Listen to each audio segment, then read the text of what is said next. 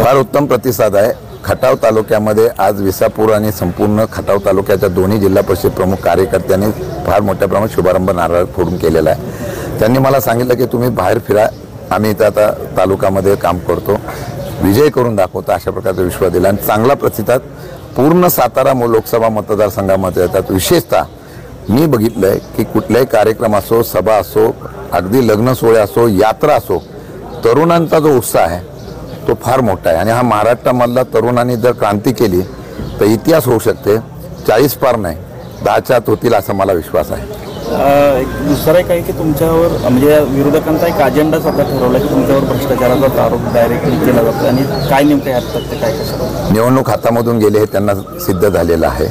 त्यामुळे काही लोक आमच्यातले अस्वस्थ झालेले आहेत। मग त्यांचा एकच अजेंडा आहे, काही सापडत नाही तर एवढा एपीएमसी मार्केटचा भ्रष्टाचार एवढाच एक अजेंडा घेऊया। 4000 कोटी असते तर मी बीजेपीमध्ये स्वच्छ झालो असतो वॉशिंग पावडरमध्ये जाऊन, पण मी लढवय्या कार्यकर्ता आहे। मी अगदी शपथपूर्वक पण त्या दिवशी सांगितलं, आजही सांगतो, असं कुठल्याही प्रकारचं नाही, फक्त हे राजकारणासाठी डॅमेज करण्यासाठी केलेलं हे इकडेच नाही आहे, सगळीकडे जे करतात ते माझ्यावर केलेलं आहे। त्यांना वाटलं की दबाव झाल्यानंतर माघार घेतील किंवा कुठेतरी शरण घेतील। मी कशालाही परिस्थितीला मागे हटणार नाही, कारण ज्या लोकांचं मी सेवा केली त्या लोकांना भवितव्यासाठी जर आमदार दिसत असेल तर त्याच्यासाठी लढलं पाहिजे या भूमिकेतून आहे। आरोप करणाऱ्यांनी आता काय करताय, पोलीस यंत्रणेचा वापर केला जातोय आणि 1-2 लोकांना आरोपी करायचं, अटक करायची, ज्यांचा काही संबंध नाही, ते कोर्टात टिकणार नाही, त्या लोकांना अटक करायची आणि मग टीव्हीवर किंवा बातम्या द्यायच्या की अशा करायचं आहे। त्यामुळे लोकांच्या मनामध्ये काही परिवर्तन होतं का अशा प्रकारचा प्रयत्न आहे। पण लोक ही निवडणूक शशिकांत शिंदे म्हणून बघत नाही, ही निवडणूक महाराष्ट्रामध्ये आणि सगळीकडे सत्ता बदल करायच्या या दिशेने बघताय। शेवटचा प्रश्न आहे, एपीएमसीच्या शौचालय घोटाळ्या प्रकरणात एक संचालकांना अटक करण्यात आलेली आहे काल, संजय पाचरे। या प्रकरणात तुमच्याही म्हणजे कारवाईबाबत वाढ होऊ शकते का, अडचणीत वाढ होऊ शकते असे ते काही करू शकतात, मी त्याच्यावर बोलणार नाही। जोपर्यंत कारवाई होत नाही, काय होत नाही, तोपर्यंत मी काय बोलणं बरोबर नाही।